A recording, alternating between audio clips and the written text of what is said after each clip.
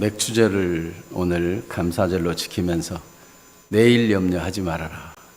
얼마나 우리 주님의 말씀과 맞는 찬양입니까? 하나님께서 여러분 우리 모두를 사랑하시고 귀히 여기십니다. 아멘. 그래서 오늘은 온전하게 되는 사랑의 맥주절이라 이런 제목으로 함께 은혜를 나누기를 원합니다. 그런데 간혹 오늘 맥주감사주일인데 맥주라는 단어도 안 나오는 성경 본문을 정해가지고 맥주감사절 설교를 하시면 됩니까? 이렇게 생각하는 분은 혹시 안 계세요?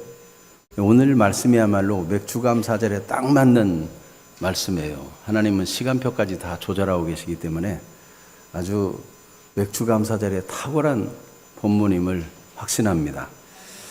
자, 그런데 또 간혹 꼭 맥주감사주의를 지켜야 될까요? 요즘 농경사회도 아니고 정보화 시대를 지나서 산업화 시대, 정보화 시대를 지나서 지금 AI, 인공, 피지컬 이런 얘기가 나오는데 지금 무슨 시대가 뒤떨어진 맥주감사주일입니까? 이런 생각 말이죠. 또 율법은 폐해졌다는데 절기를 꼭 지켜야 됩니까? 오히려 바울은 절기나 해나 날이나 이런 거 지키는 것으로 돌아가는 것 위험성도 말한 적이 있는데 꼭 맥주감사주를 지켜야 됩니까? 교회 사정상 돈이 필요해가지고 헌금 거두려고 맥주감사주를 지키는 게 아닙니까? 이런 생각하는 분 혹시 안 계십니까? 오늘 우리가 왜 맥주감사주의를 지켜야 될까요? 오늘 본문에서도 보면 이해가 안 되는 부분이 있죠. 분명히 악한 사람인데 그 악한 사람을 맞서지 말라. 그들과 대적하지 말라. 대적하지 말라는 정도가 아니고 뺨을 때리면 다른 쪽까지 뺨을 돌려대고 2km 가자고 억지로 끌고 가면 4km까지 같이 함께 동행해 주라. 이게 무슨 말씀인가? 원수를 참아주는 것도 쉽지 않은 일인데 어떻게 원수를 사랑하고 이게 감정이 사랑하라 그래서 사랑이 저절로 되는가? 그리고 박해하고 괴롭히는 사람을 위해서 기도해 주라. 그 예수님은 어디 딴 세상에서 온 사람입니까? 외계인입니까? 사람을 그렇게 모르고 이런 말씀을 해도 됩니까? 혹시 이런 생각은 들지 않으세요? 만약 이게 이렇게 하는 것이 복음이라면은 이 복음이 율법보다도 훨씬 힘든 게 아닌가. 이렇게 해가지고 하나님의 아들이 된다. 어떻게 그렇게 해? 그러면 하나님 아들이 될 사람이 하나도 없진 않을까? 모두 다 천국 가기는 어려운 것인가? 별의별 의문이 다 들 수 있습니다. 오늘 우리 이 말씀을 통해서 감사의 의미를 발견하고 하나님의 뜻이 무엇인지를 더 깊이 발견하는 은혜의 시간이 되기를 축복합니다. 그래서 처음에는 맥주감사절에 대한 얘기를 좀 나눌 거고요. 두 번째로는 오늘 예수님이 가르치려고 하는 것이 다른 것이 아니고 바른 복음이다. 이 복음적인 관점에서 보지 않으면 이 말씀이 무겁고 짐이 되지만은 올바른 복음을 알고 보면 주님이 지금 사랑을 말씀하시고 복음을 말씀하시고 우리를 얼마나 복되게 하시려고 하시는가 이것을 발견하게 될 것입니다. 그래서 첫 번째는 맥주감사절에 대해서 이제 먼저 살펴보겠는데 이 맥주감사절은 하나님께서 광야에서 주신 거예요. 아직 가나안 땅에 들어가지도 않았어요. 농사도 한 번도 안 지었어요. 농사도 지을 수 없는 그 사막 그 길을 걸어가면서 앞으로 내가 젖과 꿀이 흐르는 그 땅을 줄 테니까 거기 가서 농사를 짓고 수확을 하거든 먼저 하나님께 감사해라. 가본 다음에나 그런 말씀하시면 이해가 되는데 언제 갈지도 알지 못하고 막막한데 절기를 지키라는 것입니다. 아직 첫 열매를 거두어 보기는커녕 그 땅에 발도 디뎌보지 않은 그들에게 맥주감사주의를 지키라고 말씀하고 있는 겁니다. 이거를 대단히 부정적인 시각으로 보면은 하나님이 이상한 하나님이고, 아니 해줘 보거나 말을 해라 이렇게 따지겠지만은, 하나님을 믿는 믿음으로 지금까지 광야길을 지나오는 동안 사막길을 걷고 농사도 지을 수 없는데 하나님이 매일같이 만나를 주어 먹이시고, 발이 부르트지 않게 하시고, 늘 새 옷을 입고 가게 하시고, 하나님께서 불기둥 구름기둥으로 늘 보호하시고, 이런 은혜 가운데 사는 하나님의 백성들은 이 하나님의 말씀을 들을 때, 그러면 하나님이 그 땅에 가서 감사를 드리라는 것은 반드시 그 땅에 들어가게 해주겠다는 뜻이구나. 기대가 된다. 기대가 돼. 농사해가지고 농사도 아주 잘 되게 하실 모양이야. 그 곡식을 거둬서 하나님께 감사하라는 거 보니까 이렇게 반응할 수 있는 것입니다. 여러분, 우리가 하나님을 예배할 때마다 하나님이 우리를 사랑한다는 것을 진짜 믿고 믿음으로 예배하는 사람은 예배하면 할수록 기쁨이 찾아오고 감사가 찾아오고 확신이 더해지고 아주 용기 100배에서 이 전을 나갈 수 있고 세상을 이기는 자로 살 수 있을 것입니다. 그러나 교회 오기 전에나 온 후에나 약간 째려보면서 저 목사가 무슨 말이나 하나 보자, 지금 무슨 맥추절이야 이러고 한다면은 그렇지 않겠죠. 네. 예. 여러분, 우리 하나님께서는 맥추절을 지키라 할 때 지금 언제나 그 땅에 갑니까 하고 답답해하는 이스라엘 백성들에게 내가 반드시 들어가게 해줄 거야. 거기서 농사도 짓고 농사도 잘 되고 첫 수확부터 너희가 감사하고 감격한 노래를 부르면서 하나님을 예배하게 될 거야. 그거를 확신시켜주는 것이 광야에서 약속하신 맥주 절기인 것입니다. 그래서 출애굽기 23장 16절 말씀을 같이 한번 읽어볼까요? 맥주절을 지키라. 이는 내가 수고하여 밭에 뿌린 것에 첫 열매를 거둠이니라. 수장절을 지키라. 이는 내가 수고하여 이룬 것을 연말에 밭에서부터 거두어 저장함이니라. 아멘. 염려하지 말라. 공중에 나는 새를 보라. 하나님이 다 기르시고 입히시고 먹이지 않느냐.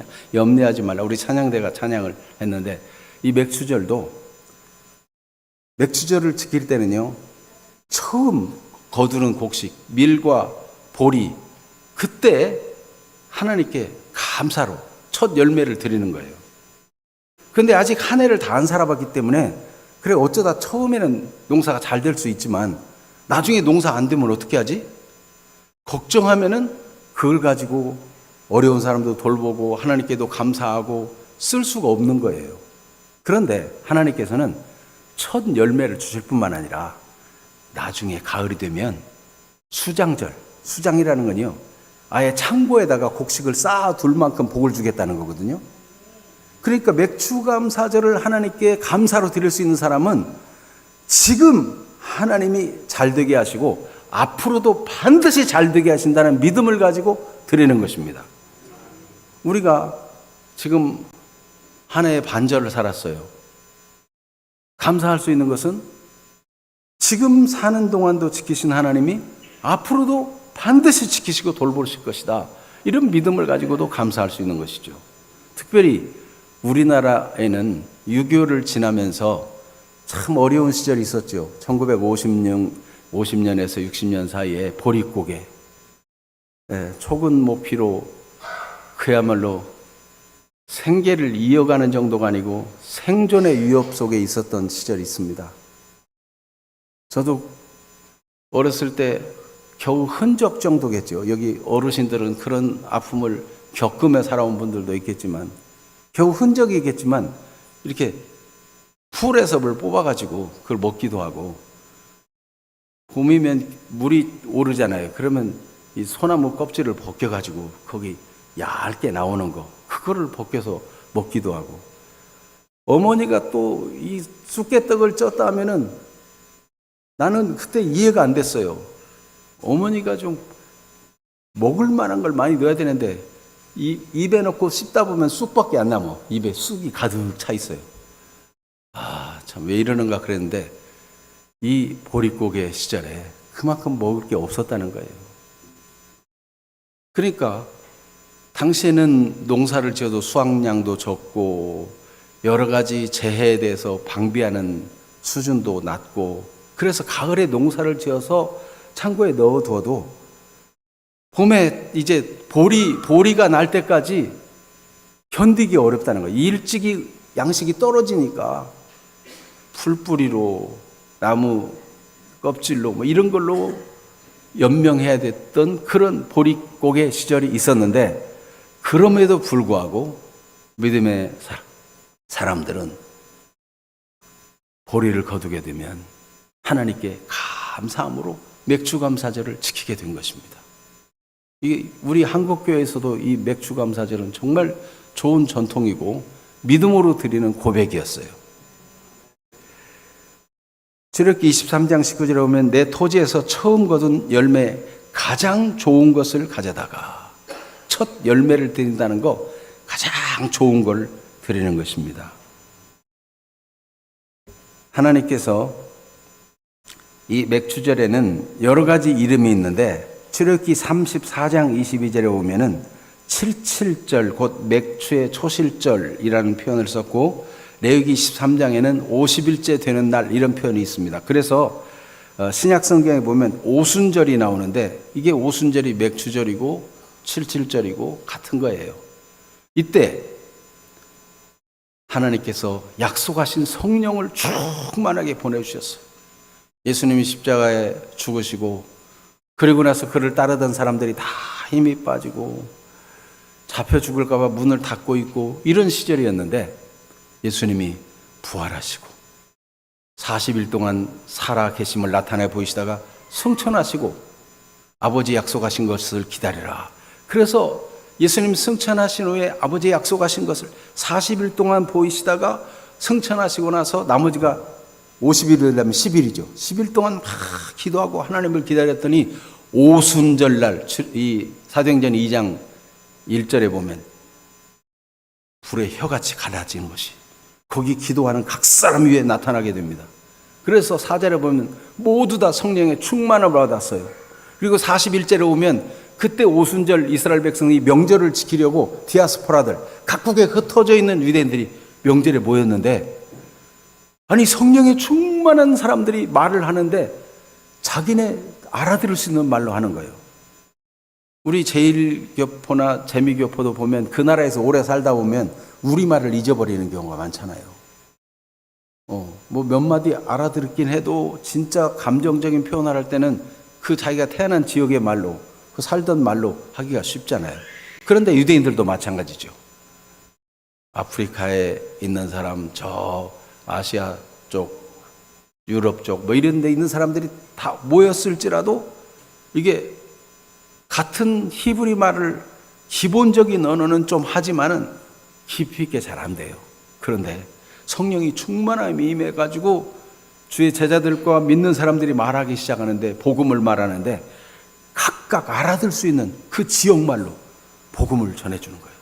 그래가지고 그날에 회개하고 세례를 받고 예수 믿게 된 사람이 3,000명이나 되었다고, 성령이 임한, 오순절 성령이 임한 사도행전 2장 같은 장 41절에 그렇게 기록되어 있어요. 그러니까 여러분, 이 맥주절은 구약의 절기로 끝나는 것이 아니고 하나님이 성령의 첫 열매, 처음 성령의 충만함을 오순절에 부어주셨어요. 연관성이 없는 것이 아닌 것입니다.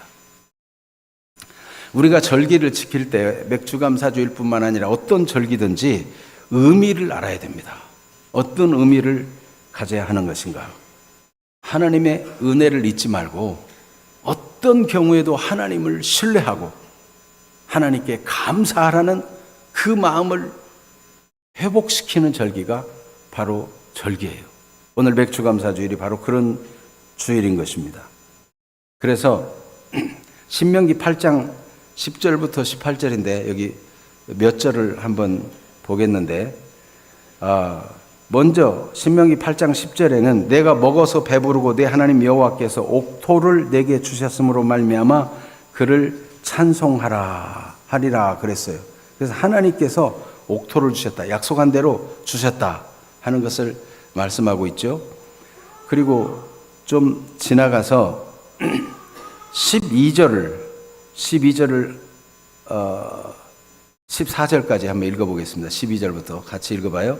내가 먹어서 배부르고 아름다운 집을 짓고 거주하게 되며 또 내 하나님 여호와 내 소와 양이 번성하며 내 은금이 증식되며 내 소유가 다 풍부하게 될 때 내 마음이 교만하여 내 하나님 여호와를 잊어버릴까 염려하노라. 그래요. 집도 짓고 과수 농사도 잘 되고 농사도 잘 되면 다 내 힘으로 잘했다 하고 하나님 은혜를 잊어버릴까 염려하는 거예요. 그래서 하나님의 은혜를 잊지 말라고 첫 농사 지어서 잘 되면 하나님께 하나님을 인정하며 감사하라는 거예요. 17절 사람의 속을 다 아시는 하나님이 말씀합니다. 17절 18절 같이 볼까요? 그러나 내가 마음에 이르기를 내 능력과 내 손의 힘으로 내가 이 재물을 얻었다 말할 것이라. 내 하나님 여호와를 기억하라. 그가 내게 재물 얻을 능력을 주셨음이라. 이같이 하심은 내 조상들에게 맹세하신 언약을 오늘과 같이 이루려 하심이니라. 아멘. 이미 아브라함과 이삭과 야곱에게 약속하신 그 맹세로 약속하신 그 약속, 그 언약을 이루시려고 하나님이 이 땅에 너희를 돌아오게 했다. 이집트에 종살이하는 데서 꺼내가지고 광야를 그렇게 많은 시간 지났지만 틀림없이 이 가나안 땅에 들어가게 하신 것이다. 그래서 거기서 절기를 지키고 하나님께 감사하게 하신 거라는 겁니다. 그래서 이 절기는 하나님을 알게 해주고 싶은 하나님의 마음이 담겨 있는 것입니다. 이 절기의 지향점은 이 특별한 날을 통해서 모든 날을 특별한 날처럼 만들어주고 싶은 하나님의 마음이 담긴 것이 이 절기예요. 그러니까 이 맥추감사절에 첫 농사를 처음 곡식을 얻어가지고 이 모든 것이 하나님이 잘 되게 해주셨습니다 하고 하나님께 감사하는데 그거를 1년 내내 하나님이 첫 농사도 잘 되게 하셨으니 다음 농사도 잘 되게 하시고 우양도 번성하고 잘 되게 하시고 다 잘 되게 할 것이라는 그 믿음을 가지고 감사함으로 한 해를 지나도록 그렇게 한 거예요. 그런데 이스라엘에 보면 절기가 6월절 구원에 대한 감사, 맥주절 첫 열매에 대한 감사, 수장절 마지막 가을에 창고에 차고 넘치도록 쌓아두게 하시는 그런 은혜를 감사, 계속 감사가 이어지게 하셨어요.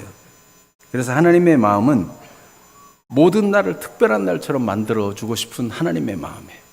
여러분 생일, 누구 생일이다 그러면 자 가족 중에 누구 생일이다, 남편의 생일이다 그럼 어떻게 해요? 네. 아내와 자식들이 케이크도 사고 선물도 준비하고 생일 축하 노래도 불러주고 고맙다고 하고 이렇게 하지요. 이 생일을 이렇게 축하하는 것은 생일날만 인간 대접을 하고 나머지는 강아지보다도 못한 대접을 하기 위해서 하는 건가요? 이사 갈 때 요즘 강아지는 데리고 가도 또 어쩌다는 말도 있는데 여러분 생일은 그런 게 아니죠. 생일의 의미는 무엇입니까? 생일만 귀중한 것이 아니고 모든 날을 다 이 땅에 태어난 존귀한 존재다. 특별한 분이다. 인격적으로 존중하는 것이 마땅하고 축하받기에 마땅한 인생이라는 것을 상기시켜 주는 거예요. 어버이날만 효도하고 나머지 날은 불효해도 됩니까? 어버이날을 특별한 날로 부모님이 나 같은 사람을 이렇게 돌봐주고 키워주고 자신을 돌보지 아니하고 그렇게 주름지고 얼굴이 패해가면서도 희생하고 길렀구나. 감사하다. 부모님의 은혜를 기억하는데 그날만 기억하고 나머지 날을 싹 잊으라는 건가요? 네, 특별한 날을 기억하면서 늘 고마움을 잊지 말라는 거예요. 근데 왜 특별한 날이 필요해요? 인간의 연약함 때문에 그래요. 사람은 자꾸 잊어버리니까 특별한 날을 두어가지고 한 번씩 기억나게 하고 다시 생각하게 하고 그런 의미가 있는 것이죠. 그래서 평상시에 늘 해야 되지만 그게 잘 잊어버리고 그러기 때문에 어린이날도 두어서 어린이를 존중하고 귀히 여기고 그렇게 하는 것도 마찬가지예요. 주일도 마찬가지예요. 여러분, 주일날만 하나님 예배하고 주일날만 하나님 생각하고 주일날만 하나님 섬깁니까? 주일날 하나님께 예배하고 찬양하고 하나님의 은혜를 듬뿍 누려가지고 평상시에도 우리 주님이 항상 나와 함께 계시고 나를 떠나지 않고 나를 돌보신다, 이거 늘 기억하며 살다가 또 주일 와서 다시 한번 또 그 마음을 일깨우고 상기시키고 힘을 얻고 은혜를 받아가지고 한 주간을 또 승리하게 만드는 거, 이게 이 주일의 의미가 아니겠습니까? 하나님께서 이렇게 맥주 감사주일을 주셔서 하나님을 절대적으로 믿고 신뢰하는 사람, 그리고 하나님의 은혜를 잊어버리지 않고 감사하는 사람이 되기를 원하시는 것입니다. 그래서 이 절기는 얼마나 귀한 일인지 몰라요. 그런데도 불구하고 바울은 절기를 율법으로 돌아가는 것이 되지 않도록 경고의 말씀을 날리고 있어요. 복음을 따르지 않고 다시 율법의 종로로 타지 않도록 분별을 하도록 말씀해주고 있는 것입니다. 그래서 갈라디아서 4장 10절 11절을 같이 한번 읽어봅니다. 너희가 날과 달과 절기와 해를 삼가 지키니 내가 너희를 위하여 수고한 것이 헛될까 두려워하노라. 여기 절기도 포함되어 있죠. 그러면 날도 그런데 주일날도 지키지 말아야 됩니까?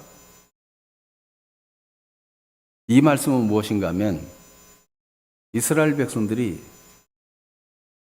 갈라디아에 있는 성도들 특별히 예수님이 내 죄를 위해 죽으시고 다시 살아나셨고 그를 믿으면 구원받고 죄사함 받는 이 복음을 붙들지 않고 다른 사람들이 와서 다른 복음이란 없어요. 달리 말하니까 그 말에 솔깃해가지고 예수님만 믿어갖고 안 되고 할례도 행하고 율법도 다 지켜야 되고 이런 식으로 절기도 다 지켜야 구원받고 하나님의 자녀가 되고 이런 식으로 잘못 돌아갔다는 거예요. 그러니까 절기를 지키는 목적이 의롭게 되기 위해서, 구원받기 위해서 절기를 지키는 그쪽으로 가면은 율법으로 돌아가는 것이고 다른 복음은 없다 한 대로 잘못된 대로 빠지는 거예요. 로마서 14장 5절에서 8절 말씀을 보면 같이 한번 로마서 14장 5절에서 8절을 같이 한번 보겠습니다. 어떤 사람은 이 날을 저 날보다 낮게 여기고 어떤 사람은 모든 날을 같게 여기나니 각각 자기 마음으로 확정할지니라. 나를 중히 여기는 자도 주를 위하여 중히 여기고 먹는 자도 주를 위하여 먹으니 이는 하나님께 감사하며 먹지 않는 자도 주를 위하여 먹지 아니하며 하나님께 감사하느니라. 우리 중에 누구든지 자기를 위하여 사는 자가 없고 자기를 위하여 죽는 자도 없도다. 우리가 살아도 주를 위하여 살고 죽어도 주를 위하여 사나니 그러므로 사나 죽으나 우리가 주의 것이로다. 아멘. 이게 복음을 믿는 자의 삶이라는 거예요. 어떤 사람은 주일을 특별한 날로 생각하고 주일은 특별한 날이야. 하나님께 예배하고 잡담도 하지 말고 어디 여행도 가기보다는 하나님 앞에 나와 예배하고 그리고 환자가 있으면 유문하기도 하고 경건서적을 보기도 하고 성경도 읽기도 하고 기도도 하고 어느 날보다도 찬양을 많이 하고 주일은 특별한 날이야. 이렇게 생각하는 거 맞습니까? 틀립니까? 맞아요. 그래야 되죠. 그런데 어떤 사람은 모든 날이 다 같다. 모든 날이 주의 날이다. 모든 날 하나님을 찬양하고 모든 날 하나님 예배하고 모든 날 하나님을 기뻐하고 모든 날 하나님 말씀을 읽고 경건서적을 읽고 하나님을 찬양하고 입에서 허탄한 말을 버리고 경건한 삶을 살고 모든 날이 다 중요하다. 틀려요? 맞아요? 틀려요? 여기 지금 읽었잖아요. 로마서 14장 6절 다시 한번 읽어봐요. 6절. 나를 중히 여기는 자도 주를 위하여 중히 여기고 8절 다시 로마서 14장 미안합니다. 5절 자 5절 같이 읽어봐요. 어떤 사람은 이 날을 저 날보다 낮게 여기고 어떤 사람은 모든 날을 같게 여기나니 각각 자기 마음으로 확정할지니라. 그런데 나를 중히 여기는 자도 누구를 위해서? 주를 위해서. 특별한 날이라고 여기는 사람도 주를 위해서. 모든 날이 다 중요하다 여기는 사람도 주를 위해서. 어떤 음식은 먹어야 된다 하는 사람도 주를 위해서. 어떤 음식은 먹지 말아야 된다 하는 사람도 주를 위해서. 이 말은 뭐냐면 고린도 교회 같은 경우는 그 좋은 고기가 우상 제사에 갔다가 나온 시장에서 파는 물건인 경우가 있어요. 그래서 누군가가 시험 든다면 나는 고기를 안 먹겠다. 이게 바울의 마음이에요. 주를 위해서. 한 사람에 대해 실족하지 않기 위해서. 먹는 자도 먹고 건강해서 내가 주를 위해 살겠다. 그래서 모든 것은 다 하나님께 낳고 우상은 아무것도 아니니까 먹어도 된다. 그 주를 위해서 먹는 거예요. 그러니까 여러분,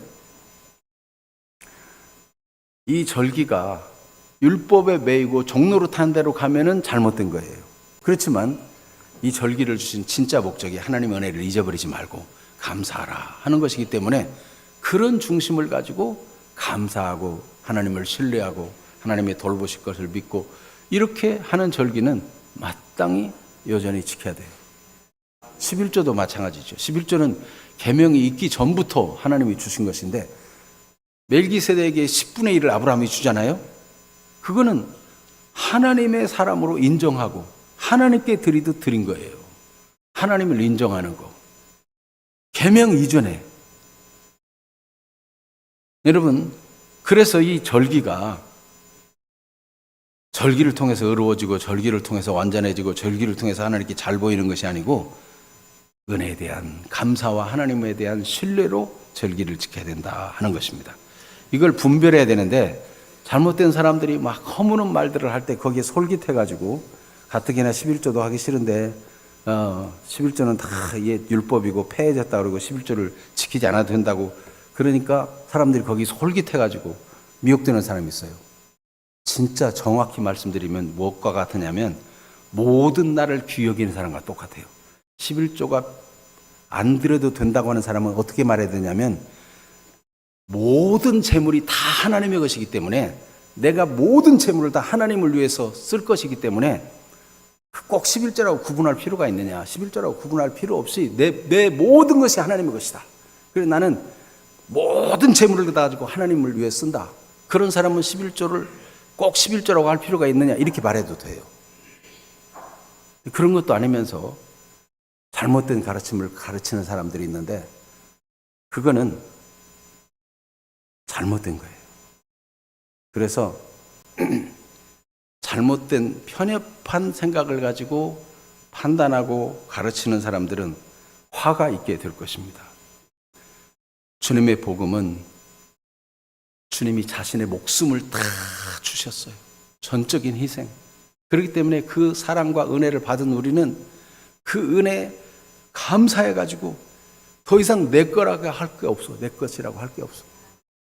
나는 주의 피로 값주고 사신 바가 되어서 나는 이제 주의 것이 되었고 주님이 나의 주인이시고 그런 삶을 사는 거예요. 이게 그리스도인의 삶인 것입니다. 그런데 그렇게 살면 행복해요. 그게 복음이에요. 자, 오늘 말씀에 예수님의 가르침은 바로 사랑이고 복음이라는 뜻은 악한 자를 대적하지 말고 오른편 뺨 때리면 왼뺨도 돌려대고 속옷을 가지려고 하면 겉옷까지 내어주고 2km만 가자고 하는데도 4km를 동행해주고 뭐 이렇게 누가 그렇게 살아요? 응? 나쁜 사람을 그렇게 참아주는 것도 아니고 아예 원하는 거 다 해주고 더 해주고 오히려 박해해도 축복해주고 그럴 수 있어요? 이거는 인간적인 수양을 쌓아서 그렇게 하라는 뜻이 아니에요.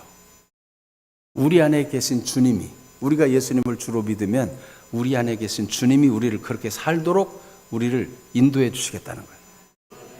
제가 어젯밤에 어떻게 보다 보니까 국술? 그런 어떤 무술에 대해서 그 유튜브를 잠깐 보게 되었어요. 그런데 이 무술은 검정띠 따기만 해도 굉장히 어렵대요. 근데 8단 뭐 이런 사람도 계속 무술을 연마하더라고요. 새벽같이 일어나서 연습하고 밤중에 늦게까지도 연습하고 그런데 한 번은 쭉 이렇게 막 칼들을 막 내놔요. 칼들을 쭉 놓고 못도 내고 못도 긴 거 짧은 거 막 내놔요. 그런데 표적을 놓고 이걸 던져요. 창을 던지고 못도 던지고 하는데 이 국술은 그 수련하는 법이 수백 가지가 된대요.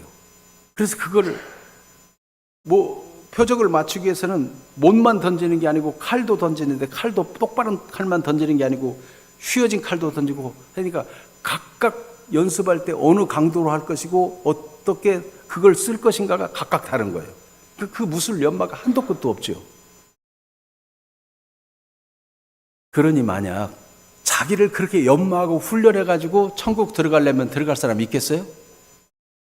세상의 모든 종교는 자기를 수련하고 연마하는 겁니다. 성경에 간단히 말하기를 육체의 연습은 약간의 유익이 있으나 경건은 범사에 유익하다 그랬는데 그렇게 연마하는 사람들이 들으면은 약간 유익하다고?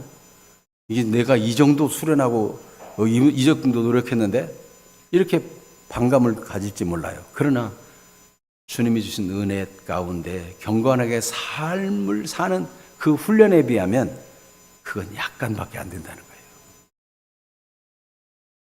지금 무슨 말씀을 드리려고 하는 것이냐면은 우리가 하나님의 자녀로서 사랑의 삶을 원수까지 사랑하는 삶을 살고 또 대적하는 자도 대적하지 아니하고 그들이 원하는 대로 다 해주고 오히려 그들을 축복하고 할 수 있는 삶은 우리의 수련과 인격의 연마로 하는 것이 아니고 우리가 모신 주님이 우리 안에 계셔서 그런 삶을 살게 해 주신다는 것입니다. 예수님의 이 말씀은 너희가 반드시 이렇게 해라 그러면 율법보다도 더 무거운 짐처럼 여겨질 수 있죠.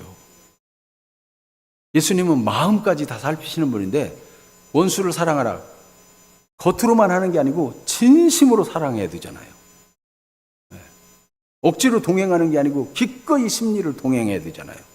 그거 어떻게 그렇게 할 수 있겠어요? 그런데 이스라엘 백성들에게 너희가 가나안 땅에 가는 것은 너희의 의로움 때문이 아니다. 너희가 훌륭해서가 아니다. 내가 너희 조상들과 한 맹세를 이루려 함이라 그랬어요. 마찬가지로 하나님께서 율법을 사람이 아무리 지키고 노력해도 하나님 앞에 합격할 만큼 율법을 지켜서 의로울 사람이 없는 거예요. 그러니까 그 옛 언약을 두고 하나님이 새 언약을 주셨는데 그것이 무엇인가 하면 내가 새 마음을 너에게 주겠다. 이전에 묵은 마음 말고 새 마음을 줘가지고 마음을 다하고 뜻을 다하고 힘을 다해서 주 너희 하나님을 사랑하게 만들고 너에게 생명을 주어서 너희가 새 생명 가운데 살게 하겠다. 고린도후서 5장 17절 말씀대로 하면 새로운 피조물이 되게 해주겠다. 에스겔 36장 말씀대로 하면은 여기 에스겔 36장 말씀 한번 읽어볼까요? 또 새 영을 너희 속에 두고 새 마음을 너희에게 주되 너희 육신에서 굳은 마음을 제거하고 부드러운 마음을 줄 것이며 하나님이 그렇게 해주겠다는 거예요. 그게 바로 예레미야 31장 31절에서부터 나오는 새 언약이에요. 새 언약. 영원한 언약, 새 언약, 둘째 언약 이게 다 바로 하나님이 우리를 새롭게 하신다는 거예요. 그래서 요한복음 1장 12절 13절에도 예수님을 영접하는 사람 그 사람이 하나님의 자녀가 되는 권세를 얻는데 혈통으로나 육정으로나 사람의 뜻으로 난 것이 아니요 하나님께로부터 난 사람들이라. 하나님이 새 생명을 주셔가지고 하나님 주신 생명으로 살게 하신다는 거예요. 이게 얼마나 놀라운 일인지 몰라요. 그래서 예수님이 어떻게 심령이 가난한 자가 되고 애통하는 자가 되고 그렇게 온유한 사람으로 살 수 있어요. 천국의 사람, 하나님의 다스림 받고 인도받는 사람이 되게 만들어 주겠다는 거예요. 하나님이 하시는 거예요. 하나님이. 우리는 하나님이 나를 이끄는 대로 사는 삶이 이게 복음적인 삶이고 능력 있는 삶입니다. 그래서 너희가 전쟁 연습 많이 해가지고 가나안 땅 정복해라 그거 아니에요. 그런 줄 알고 10명의 정탐꾼을 갔다가 보고 놀라 자빠졌어요. 가보니까 그들은 성을 지었는데 철옹성을 지었고 그들의 무기는 보니까 철병거를 다 준비해 갖고 있고 당대 최고의 무기를 그리고 그들을 보니까 다 거인 족속이다. 그 땅에 가서 포도나무도 장정 2사람이 메고 올 만큼 그렇게 탐스러운 포도 가지가 있고 그 땅은 정말 젖과 꿀이 흐르는 땅이지만 안 됐지만은 우리는 그 땅 절대로 차지하지 못한다. 그들을 보기에 우리는 메뚜기같이 보였을 것이다. 무슨 수로 그 땅을 정복하느냐? 그 땅이 좋은 만큼 거인 족속들이 정복하는데 우리는 다 죽었다. 이렇게 보고한 거예요. 그러니까 여러분, 그들은 잘못 알았어요. 여호수아 갈렙은 가자, 그들은 우리 밥이다. 하나님이 우리 들어가게 하신다고 하셨으니까 하나님이 무찌르고 하나님이 이기게 하시고 하나님이 전쟁에서 승리하게 하시고 하나님이 우리를 그 땅에 주시는 거다. 이렇게 말한 거예요. 이게 믿음이에요. 그대로 된 거예요. 여러분, 여러분이 원수를 그렇게 사랑하고 여러분을 괴롭히는 사람을 위해 축복하며 기도할 수 있겠어요? 내 인격으로 내 힘으로 되는 게 아니에요. 그런데 주님이 나 같은 죄인을 위해서 속색이고 걱정 팔자이고 아주 부정적이고 그런 나를 위해서 예수님이 아무 조건 없이 죽어주셨어. 내 죄를 담당하시고 내 죄를 없애시려고. 로마서 5장 8절 말씀, 우리가 아직 죄인 되었을 때 그리스도께서 우리를 위하여 죽으심으로 하나님께서 우리에게 대한 자기의 사랑을 확증해 주셨느니라. 하나님의 사랑이 예수님 희생으로 확증이 되었어요. 그리고 그가 죄 없이 죽으셨기 때문에 죽음을 이기고 다시 살아나셨고, 그가 승천하여 하나님 보좌 우편에 앉으셔서 지금도 우리를 위해 중보하고 기도하시고 우리를 돕는 분으로 계시는 거 아닙니까? 이게 얼마나 귀중한 일이에요. 그래서 또 영으로 보면은 주 예수님을 우리 마음속에 모실 때 우리 안에 오셔서 영원히 떠나지 않고 함께 계시는데, 마태복음 28장 20절 말씀대로 볼지어다 내가 세상 끝날까지 너희와 항상 함께 있으리라. 하나님의 영을 보내주셔서 보혜사 성령이 진리로 가르치며 말씀을 깨닫게 하며 우리로 하여금 마음으로 하나님을 섬길 수 있도록 감동 감화해 주시는 성령님이 계십니다. 이 얼마나 감사한 일이에요. 그래서 우리가 우리의 수련과 연말을 통해서 무슨 수로 원수를 용서할 수 있고 참아줄 수 있습니까? 안 돼요. 내 힘으로 되는 게 아니고 예수님이 우리 안에 오셔서 하신다는 거예요. 예수님 말씀하시기를 내가 아버지 안에, 아버지께서 내 안에 계신 것처럼 너희가 내 안에, 내가 너희 안에 있으면 무엇이든지 원하는 대로 구하라. 내 말이 너희 안에 있으면 무엇이든지 원하는 대로 구하라. 그러면 이루리라. 예수님이 하나님과 하나인 것처럼 예수님과 우리가 하나 되도록 예수님이 우리를 죄를 담당하시고 우리를 그의 몸이 되게 하신 거예요. 그래서 요한복음 15장 보면은 나는 포도나무에 너희는 가지라 그러잖아요. 한 몸이에요, 한 몸. 에베소서 여러분 읽어보면 우리가 그리스도로 말미암아 그리스도와 한 몸이 되었어요. 하나가 되었어요. 그래서 이제 우리 안에서 행하시는 일은 하나님이신 그 삶을 살라고 말씀해 주시는 거예요. 그거를 주님이 우리 안에서 감동하시고 마음을 그렇게 이끌어 주시고 우리로 하여금 원수도 사랑할 수 있는 사람이 되게 만들어 주시겠다, 그런 뜻이에요. 그래서 여러분, 우리는 하나님의 자녀라는 정체성을 가지고 살아야 승리하는 것입니다. 언제든지 난 하나님의 자녀다. 내 힘으로 사는 것이 아니고 주님이 내 삶을 살아주시고 나를 인도하신다. 이걸 확실히 믿어야 돼요. 자, 오늘 본문 44절 45절을 다시 한번 읽어보겠습니다. 44절 45절. 나는 너희에게 이르노니 너희 원수를 사랑하며 너희를 박해하는 자를 위하여 기도하라. 이같이 한즉 하늘에 계신 너희 아버지의 아들이 되리니 이는 하나님이 그 해를 악인과 선인에게 비추시며 비를 의로운 자와 불의한 자에게 내려주심이라. 어떻게 하나님의 아들이 된대요? 이같이 한즉, 이같이가 뭐예요? 원수를 사랑하며 박해한 자를 위해서도 기도할 때 이같이 한즉 하늘에 계신 너희 아버지의 아들이 되리니. 여러분, 그러면 여러분 아들 되겠어요? 이 말씀은 번역을 이렇게 했는데 이게 그런 뜻이 아닙니다. 이 아들이 되리니라고 하는 이 되리니라는 단어가 기노마이라는 이 헬라어가 의미가 있는데 되다, 드러나다, 나타나다, 그렇게 확인하다, 이런 다양한 의미가 있어요. 그러니까 여기서는 이 특별히 기노마이라는 단어가 곳곳에서 어떤 본질이 드러나도록 그렇게 나타나는 경우를 말할 때가 많아요. 여기서도 너희가 그렇게 너희 안에 계신 하나님이 너희를 이끌고 행하시면 너희가 하나님의 아들인 것을 나타내게 될 것이다. 그런 뜻이에요. 내 힘으로 하는 것이 아니고 주님이 나 같은 죄인도 용납하고 사랑한 걸 생각하니까 여러분, 자기를 잘 살펴보면 자기가 얼마나 못된 인간인가를 깊이 살필수록 더 많이 알게 돼요.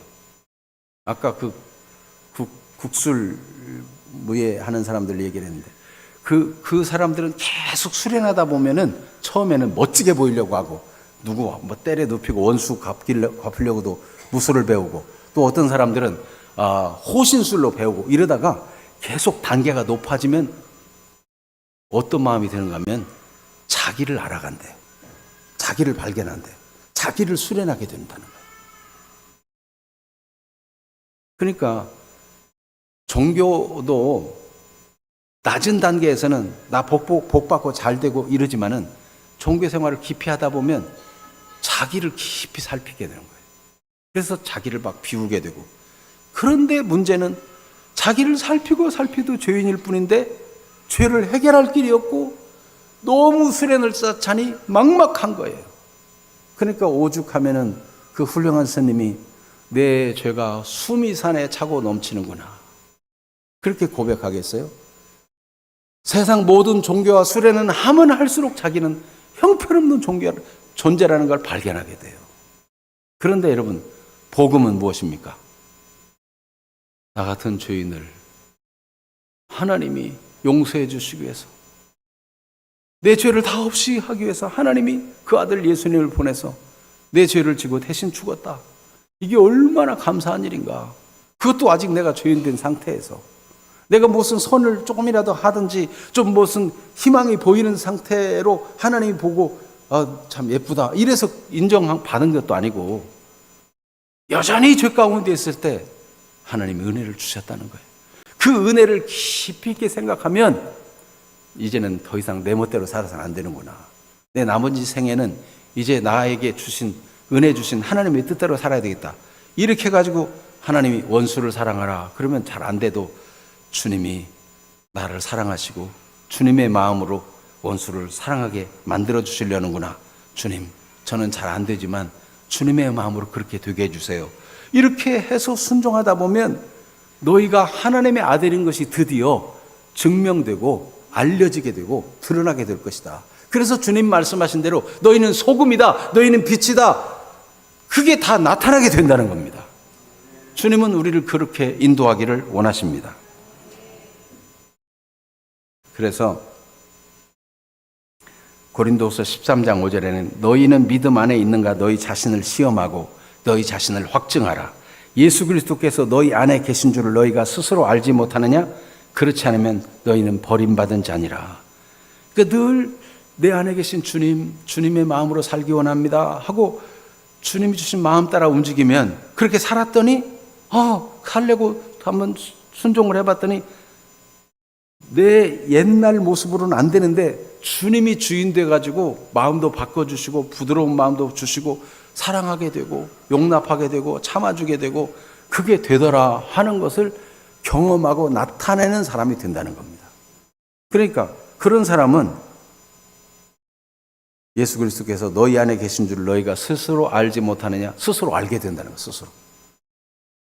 주님이 내 안에 계셔서 나를 인도하시는구나. 이걸 그냥 성경적으로 성경에 기록되어 있으니까 나는 예수 믿고 구원받겠다. 이게 아니고 오늘도 주님이 내 안에서 행하고 계시니까 주님이 내 주인인 거 맞구나. 스스로 알게 되어 더욱더 구원의 확신을 가지고 살게 되고 더 믿음으로 순종하며 살게 된다는 거예요. 주님은 그래서 이 땅에서 진짜 하나님의 자녀로 맛을 보며 행복하게 살다가 주님이 예비한 천국에서 영원히 주와 함께 주님과 같은 마음으로 살도록 우리를 인도하기를 원하시는 것입니다. 이 땅에서는 성경을 이론적으로 알고 교리적으로만 알고 있다가 하나님 앞에 섰을 때 주님이 나는 너를 모른다. 그러면 어떻게 되겠어요? 그렇게 돼서는 안 되죠. 이 땅에 있는 동안 주님이 내 안에 계시고 나를 인도하는 것을 늘 경험하며 사는 사람이 되라는 거예요. 그래서 이같이 한즉 하나님의 아들인 것을 나타내게 될 것이다. 하나님은 해를 그랬어요. 해의 주인이신 하나님이 악한 사람과 선한 사람에게 하나님이 마음만 먹으면 갈라서 비칠 수 있을까 없을까요? 있어요. 하나님은 전능하시기 때문에. 그런데도 악인과 선인을 구분하지 않고 다 비춘다. 불의한 자와 의로운 자를 구분할 수 있으신 하나님이, 그렇게 심판하실 하나님이 다 이 땅에서 해를 비도 똑같이 주신다. 너희가 하나님의 아들이니 하나님의 딸이니 하나님의 온전하신 같이 그렇게 살아라. 너희가 사랑하고 좋아하는 사람끼리만 사랑하고 그러면 믿지 않는 이방인과 다를 바가 무엇이냐? 너희가 형제들에게만 무난하면 믿지 않는 이방인과 다를 바가 무엇이냐? 사랑하는 사람만 사랑하면 세리와 다를 바가 무엇이냐? 다른 게 있어야지. 예수님이 말씀하는 것은 책망함이 아니라 살펴보라는 거예요. 여러분, 우리가 교회 안에서 서로 사랑하는 것 처음에는 서로 알기 때문에 아는 사람끼리 친해질 수 있어요. 그런데 점차 주님의 마음을 가지고 돌보고 관심 갖고 사랑하고 기도하는 범위가 넓어져야 돼요. 그리고 믿지 않는 이웃 사람들, 친구들에게까지도 복음을 전하고 주님의 사랑을 알려주는 그런 사람이 되는 것이 마땅한 것입니다. 그래서 주님의 목표는 우리가 온전하게 되는 거예요. 이 맥추절과 비슷한 것은 무엇입니까? 맥추절에도 하나님이 주신 맹세대로, 조상들에게 맹세대로 그 땅에 들어가게 할 것이고 거기서 감사하게 될 것이다. 그런 건데, 선지자들과 아브라함과 이삭과 야곱과 모든 선지자들에게 약속하신 그 맹세대로, 그 약속대로 하나님이 드디어 새 언약을 주시고 예수 그리스도를 통해서 새 언약의 중보자가 되시고 다 이루셔가지고 그를 믿는 자는 얼마든지 그런 주님의 마음을 가지고 살게 해주신다는 그 말씀이 이루어진 거예요. 그러니까 오늘 말씀이야말로 맥추절에 딱 맞는 말씀이에요. 하나님이 행하신다는 거예요. 하나님이. 네. 맥추절은 하나님이 다 잘 되게 하실 거니까 감사해라. 아멘. 그렇게 해서 감사하고 내 능으로, 내가 재물 얻을 능력을 얻고 내가 내 힘으로 했다 하고 교만하지 않고 하나님께 감사하게 되는 거예요. 우리가 원수도 사랑하고 억지로 오리를 가지는데 심리도 갈 수 있는 거는 그게 내 육신의 마음 같으면 안 되는데 주님 주신 마음을 가지고, 그래, 저 사람이 아직은 주님을 몰라서 그래, 하나님을 몰라서 그래, 나도 하나님 모를 때는 제멋대로 살았는데 저 사람도 하나님의 사랑을 알기만 하면, 내가 억지로 심리를 동행해 주는 것 때문에 저 사람이 뭔가 느끼는 게 있고 그래서 예수님을 믿게 된다면 이게 얼마나 좋은 일이냐, 이런 마음이 드니까 2kg만 가자는데 10kg도 가질 수 있고, 속옷을 뺏어가려고 고발했는데 겉옷까지 내어주고 이럴 수 있다는 거예요. 이게 무슨 마음이에요? 주님의 마음이에요. 주님이 십자가에 달려가지고 내 통으로 짠 속옷을 니네가 제비 뽑아 가져? 안 돼. 그 옷이 어떤 옷인데 그러셔요? 다 가지게 두세요. 온몸에 물과 피까지 다 쏟아주시는 주님이 아닙니까? 우리가 주님의 은혜와 그 은혜에 대한 감사를 기억하는 이 맥추감사절이 되기를 바라고, 그렇게 복음적으로 생각하고 하나님의 인도받으면 우리는 끼리끼리만 좋아하고 사랑하는 것이 아니라 누구든지 사랑하고 원수까지도 사랑하고 억지로 끌고 가는 사람에게 더 많은 길도 동행해 줄 수 있고 그런 넉넉한 사람이 된다는 거예요. 얼마나 멋진 일입니까? 그러니 세상에 빛이 되는 거죠. 주님은 우리를 그렇게 온전하게 해 주시기를 원하십니다. 그 은혜의 주인공들이 다 되시기를 바랍니다. 그래서 우리 예수님이 하나님의 마음을 품고 산 것처럼 우리도 예수님의 마음을 품고 사랑하며 용서하며 사는 사람 되게 만들어 주시겠다는 하나님의 목표가 있는 것입니다. 그래서 에베소서 4장 13절을 한 절만 보겠는데, 우리가 다 하나님의 아들을 믿는 것과 아는 일에 하나가 되어 온전한 사람을 이루어, 같이 읽어봐요. 시작. 우리가 다 하나님의 아들을 믿는 것과 아는 일에 하나가 되어 온전한 사람을 이루어 그리스도의 장성한 분량이 충만한 데까지 이르리니. 하나님은 우리를 하나님의 온전하신 같이 온전하라는 것이 그리스도의 장성한 분량까지 그리스도와 같은 마음으로 살도록 만들어 주신다는 거예요. 그러니 얼마나 감사해요. 이런 은혜가 있게 되기를 축복합니다. 아멘. 우리 찬양 우린 연약합니다. 주는 완전합니다라는 제목의 찬양인데 같이 한번 하겠습니다.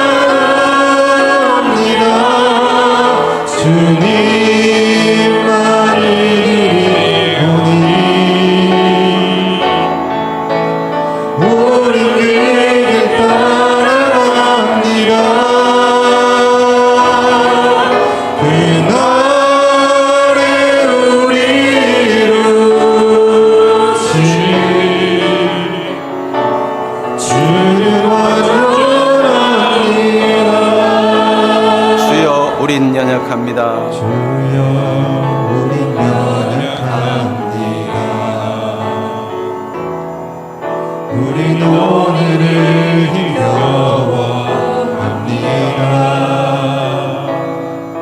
주 뜻 이루며 살기에 부족합니다.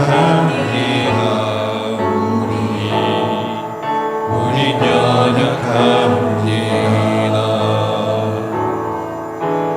주여 우린 넘어집니다. 오늘 하루 또 실수합니다. 주의 긍휼을 구하는 죄인입니다. 우리 주만 바라봅니다.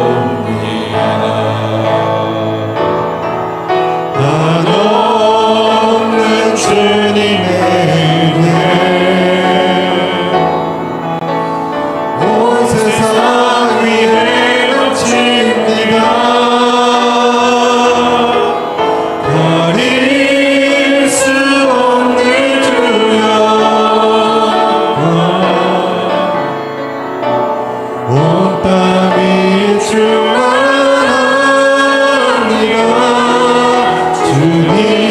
주님만이 길이 오니 우리 길 따라갑니다. 그날에 우리 이루시리 주는 완전합니다. 말씀 생각하며 기도하겠습니다.